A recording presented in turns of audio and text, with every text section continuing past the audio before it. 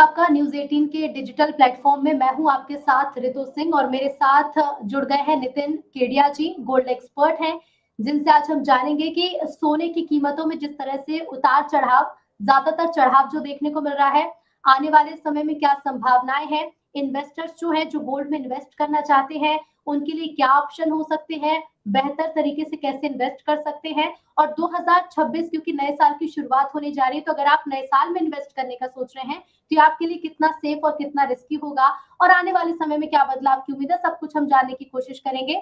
नितिन जी, बहुत स्वागत है आपका न्यूज़ 18 के डिजिटल प्लेटफॉर्म पर। और सबसे धन्यवाद पहला ऋतु जी। सवाल है, क्योंकि जितना हम देख रहे हैं कि कई बार अभी तक देखा गया है कि गोल्ड की जो कीमतें हैं वो ऑल टाइम हाई पर हैं। बीते दिन भी अच्छी खासी कीमतों में इजाफा देखने को मिला, आज शायद मामूली गिरावट है। तो फिलहाल किस तरह की संभावनाएं देख पा रहे हैं आप? नमस्कार ऋतु जी, सभी दर्शकों को भी मेरा नमस्कार। देखिए, सोने की अगर ओवरऑल बात करें तो ये साल जो है काफी अनप्रेसिडेंटेड रहा है और लगभग 45 साल बाद हमने जो है इस तरह के रिटर्न सोने में आते हुए देखे। देखिए, ओवरऑल जो बड़े ट्रेंड की हम बात करें तो वो पॉजिटिव बना हुआ है, क्योंकि इस वीक में मतलब मैं अपने करियर की बात करूं तो लास्ट 15 साल से मैं गोल्ड को ट्रैक कर रहा हूँ, लेकिन मैंने इतना खतरनाक सप्ताह कभी नहीं देखा जब इतने बड़े बड़े इवेंट्स एक साथ हो। तो मुझे लगता है उस इवेंट्स की घबराहट से जो कम रिस्क वाले ट्रेडर्स होते हैं, जो कम रिस्क लेना चाहते हैं, जिनका रिस्क एपेटाइट कम होता है, वो ट्रेडर्स अपनी प्रॉफिट बुकिंग में लगे हुए हैं। उनको ये लग रहा है कि कहीं ऐसा ना हो जेब से आया हुआ पैसा जो है वो जेब से निकल जाए, या हमारे उत्तर प्रदेश की भाषा में जिस तरह से कहा जाता है कि मुंह में आया हुआ लड्डू जो है मुंह से बाहर आ गया, तो वो लड्डू उनके मुंह से जो है प्रॉफिट का बाहर ना आ जाए। तो वो प्रॉफिट बुकिंग हमें देखने को मिल रही। बाकी गोल्ड सिल्वर में कहीं भी कोई दिक्कत नहीं है। जो कि आपने कहा 2026 की जहां तक बात है, तो मुझे लगता है कि एसआईपी के माध्यम से 2026 में अगर इन्वेस्ट करेंगे तो डेफिनेटली गोल्ड में वापस फायदा होगा। जी, लेकिन इस बार हमने देखा है मतलब खास तौर पर 2025 का जो साल रहा है, वैसे तो हर 5 साल में हम देखते हैं कि सोने की कीमतों का अगर 5 साल का अंतर देखें तो बहुत ज़्यादा होता है, कभी दुगने पर भी पहुँचता है। लेकिन साल 2025 उनके लिए बहुत बेहतर साबित हुआ जिन्होंने साल 2024 में गोल्ड खरीदा होगा या फिर जनवरी के महीने में खरीदा होगा। तो इस साल के क्या कारण रहे हैं और इससे फिर 2026 में कैसी उम्मीद लगाई जा सकती है? ऋतु जी, अगर इस साल के कारण हमें समझने हैं तो हमें नोटबंदी की हुँ, तरफ जाना पड़ेगा। देखिए, जब जी, नोटबंदी 2016 में हुई थी तो हमने देखा कि लोग सबसे पहले गोल्ड खरीदने भागे थे, क्योंकि उनको ये था कि गोल्ड हम कभी भी नए भाव में खरीद लेंगे। और हुँ, उस समय हमने देखा था दो तरह के भाव में गोल्ड बिक रहा था, एक पुराने नोट में और एक नए नोट में। और कहीं कहीं हमने हुँ, 40 से 50,000 रुपए, 50,000 रुपए, 60,000 रुपए तक भी गोल्ड को बिकते हुए देखा। क्यों? क्योंकि जो करेंसी थी उस पे वो खत्म हो चुकी थी, उस पे विश्वास लोगों का खत्म हो चुका था। जब मोदी जी ने कहा कि 500 1000 के नोट आज से टेंडर नहीं होंगे। 2022 जी, में जिस समय रशिया और यूक्रेन का युद्ध शुरू हुआ, तो शुरू होने के बाद जिस तरीके से यूक्रेन रशिया के जो स्विफ्ट पेमेंट थे उसको अमेरिका हुँ, ने रोका, तो काफी हुँ, देशों को ये लगा कि हम संकट के लिए, रिस्क के लिए डॉलर का उपयोग करते हैं, यूएस की जो बॉन्ड यील्ड है उसका हम इस्तेमाल करते हैं। तो इस तरह की चीजों का हम यूज करके हम अपने आप को सेव करने की कोशिश करते हैं। लेकिन जो आज रशिया के साथ हुआ वो किसी के साथ भी हो सकता है। तो 2023-24 में हमने देखा धीरे धीरे करके सेंट्रल बैंक्स ने जो है वो गोल्ड की बाइंग करी और जो डॉलर एसेट्स थे उनको कम किया। अब चूंकि 2023-24 में ये चीज खुल के सामने आ गई कि सेंट्रल बैंक्स बाय कर रहे हैं, और जब ट्रम्प आए हाँ, और उन्होंने अपनी अनसर्टेनिटी बढ़ा दी, तो जो सेंट्रल हुँ, बैंक से जब उन्होंने गोल्ड की बाइंग शुरू करी और पेपर एसेट्स को उन्होंने बिल्कुल बेकार कह दिया, और ये लड़ाई जब हुँ, रियल एसेट्स की तरफ बढ़ी, तो हमने देखा कि जो गोल्ड का भाव है वो बिना हुँ, रुके जो है वो कंटिन्यूअस बेसिस पे बढ़ने लग गए।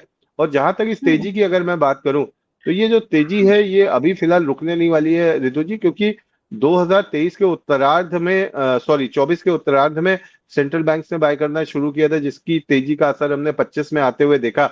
अब यहाँ पे मैं एक बिल्कुल, बात करूं, शायद बहुत कम लोगों को पता होगा जो मैं बोलने जा रहा हूँ, कि टीथर करके एक कंपनी है जो यूएसडीटी के टोकन बनाती है। जो यूएसडीटी हम क्रिप्टो के अंदर सुनते हैं, उसके जो हुँ, टोकन्स होते हैं वो यूएसडीटी जो है वो जनरेट करती है। और टीथर ने अभी 28 टन सोना नवंबर में खरीदा है, और प्राइवेट हुँ, कॉर्पोरेशन में वो सबसे बड़े गोल्ड के होल्डर बन गए, क्योंकि उनके पास आज की डेट में 100 टन के आसपास फिजिकल सोना बहुत पड़ा हुआ है। तो यानी जो प्राइवेट कॉर्पोरेशन है वो भी अब 2025 के लास्ट क्वार्टर में गोल्ड की तरफ बढ़ चुके हैं। और जिस तरीके से ये गोल्ड की तरफ बढ़े हैं, तो मुझे लगता है ये नए नए सेक्टर्स जब गोल्ड की तरफ बढ़ेंगे तो 26 और 27 दोनों के रिटर्न जो है वो हमें आशा के विपरीत बहुत अच्छे मिलेंगे।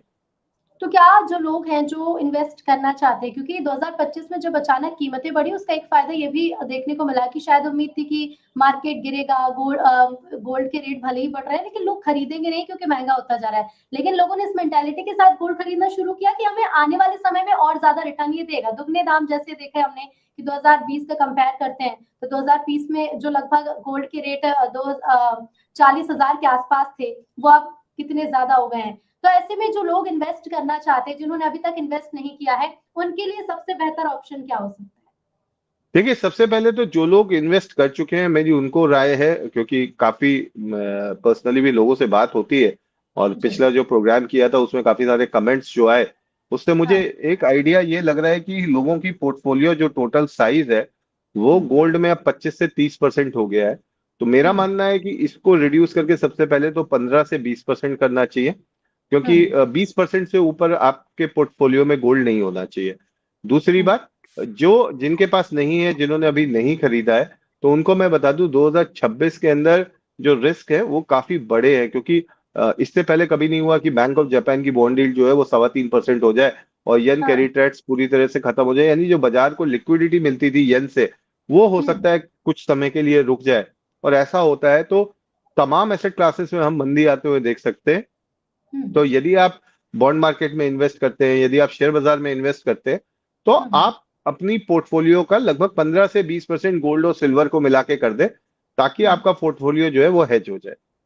तो रितु नितिन जी। जी, ये वाला हफ्ता जो है, ये सप्ताह जो है, ये कितना इम्पोर्टेंट होने वाला है? नौकरियों का डेटा आने वाला है, महंगाई का डेटा तो है ही, और इसके साथ ही बैंक ऑफ जापान की एक पॉलिसी मीटिंग भी होने वाली है। तो क्या इसका कोई असर देखने को मिलेगा इस बार? बिल्कुल रितु जी, आज शाम को नौकरियों के आंकड़े हैं और थर्सडे को महंगाई का आंकड़ा है। अब देखिए, हुँ, इसमें क्या है कि ये तो एक्सपेक्टेड है कि नौकरी के जो आंकड़े हैं वो काफी खराब आने वाले हैं, शटडाउन भी रहा है और अक्टूबर जी, नवंबर का डेटा दोनों एक साथ आने वाला है, उसके साथ में रिटेल सेल्स का डेटा है। और ये हुँ, जितने भी डेटा है, हर एक डेटा गोल्ड को आज की डेट में 3 से 5 हजार रुपए हिलाने की हिम्मत रखता है। और हुँ, बैंक ऑफ जापान की अगर बात करूं तो अगर उन्होंने इंटरेस्ट रेट बढ़ा के हॉकिश स्टेटमेंट दे दिया, हॉकिश का हुँ, मतलब आगे भी उन्होंने इसी तरह की प्रवृत्ति रखी कि हम ब्याज दरें बढ़ा सकते हैं, तो आप ये हुँ, मान के चलिए कि सोने और चांदी दोनों में एक अच्छा करेक्शन 2-4 दिन के लिए देखने को मिल सकता है। तो ये हुँ, हफ्ता जो है वो काफी बड़ा उतार चढ़ाव वाला होने वाला है। तो जो अभी तक हुँ, हमने सिर्फ चढ़ाव चढ़ाव देखा है, तो इस हफ्ते में थोड़ा सा संभल के रहना चाहिए। और हुँ, जो कम पूंजी से ट्रेड करते हैं, जो कम पूंजी से व्यापार करते हैं सोने चांदी का, उनको मेरी हुँ, राय है किसी तरह का रिस्क लेके ना चलें इस हफ्ते में।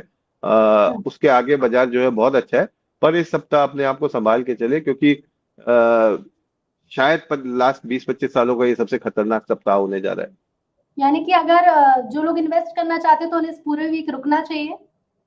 बिल्कुल रितु जी, मेरा मानना है कि देखिए, घर तो सभी लोग बनाते हैं और घर अच्छा बिल्कुल। ही बनता है, लेकिन जिस समय तूफान और सुनामी की चेतावनी आ जाती है, तो आपके पास जितना भी अच्छा कारीगर हो घर बनाने के लिए, हुँ, आपको उस समय घर बनाना रोक देना चाहिए। जब सुनामी चली जाए तब आपको हुँ, घर बनाना चाहिए। हो सकता है इस बीच में आपको कारीगर को आने जाने के पैसे देने पड़े, वो आपकी एक्स्ट्रा कॉस्ट हो जाए।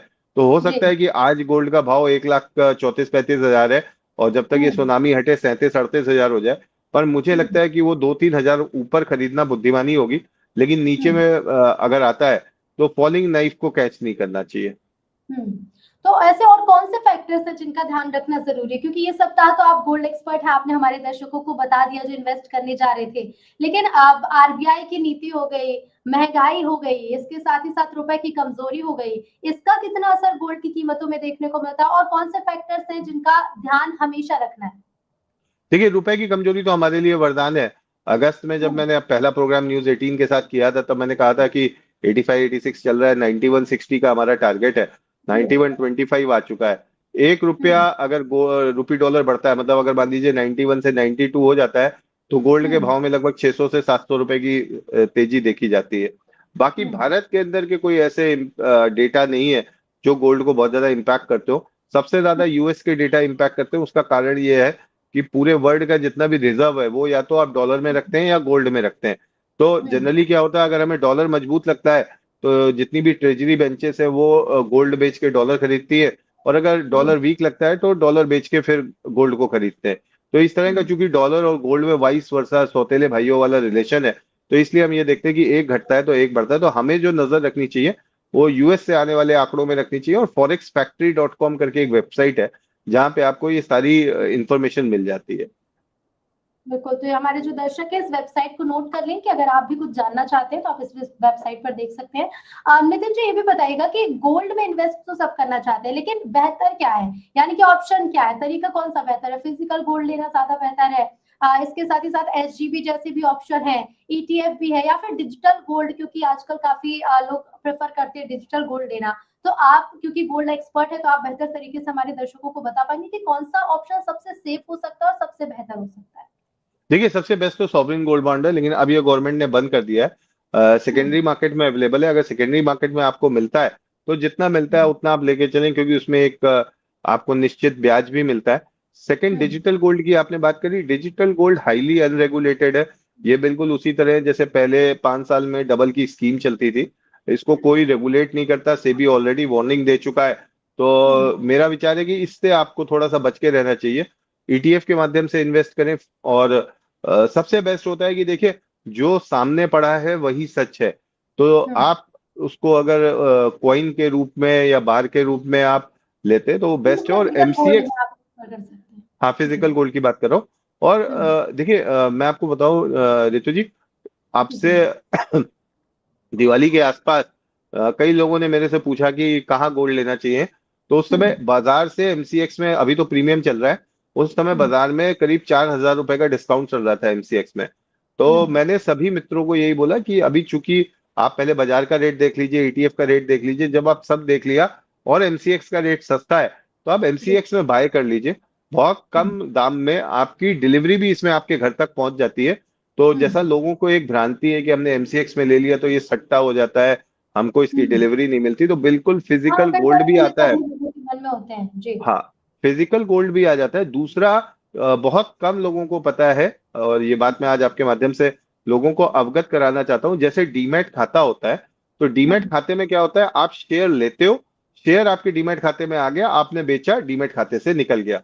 वैसे ही कॉमरिस करके एक एमसीएक्स का आप ये कह सकते हैं डिपॉजिटरी है, जहां पे आपने कुछ भी गोल्ड खरीदा तो वो गोल्ड आपके कॉमरिस खाते में आ जाता है। और जब आप उसको डिलीवरी लेना चाहो तो आप उस खाते से डिलीवरी भी ले सकते हो, और नहीं तो आप बेच के कॉमरिस से ही उसकी डिलीवरी उतार सकते हो।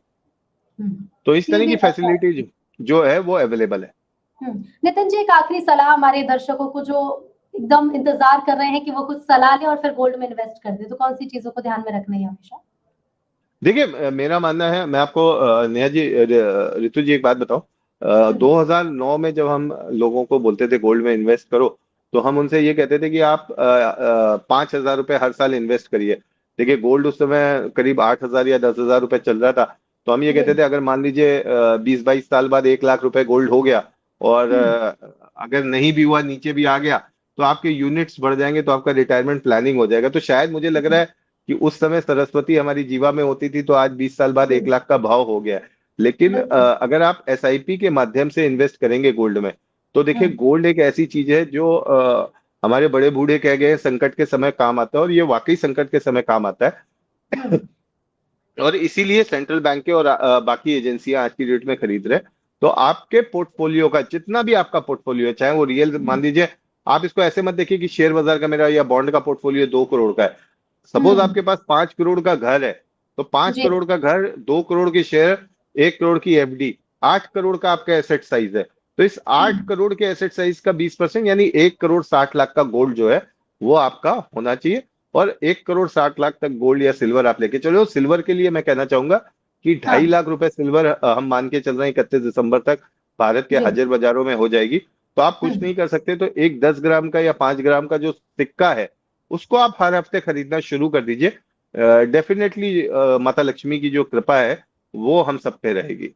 यानी कि सोने पर तो ध्यान देना है, चांदी पर भी थोड़ी नजर डालें, जी इन्वेस्टर्स जो जी, है वो चांदी में भी इन्वेस्ट करें। बहुत शुक्रिया नितिन बिल्कुल। जी आपका इस लाइव सेशन में जुड़ने के लिए। तो देखिए हमने जाना और उम्मीद है कि धन्यवाद जो ऋतु जी। सवाल आपके मन में होंगे, हमारे दर्शकों के मन में होंगे, उनके जवाब भी आपको मिले होंगे।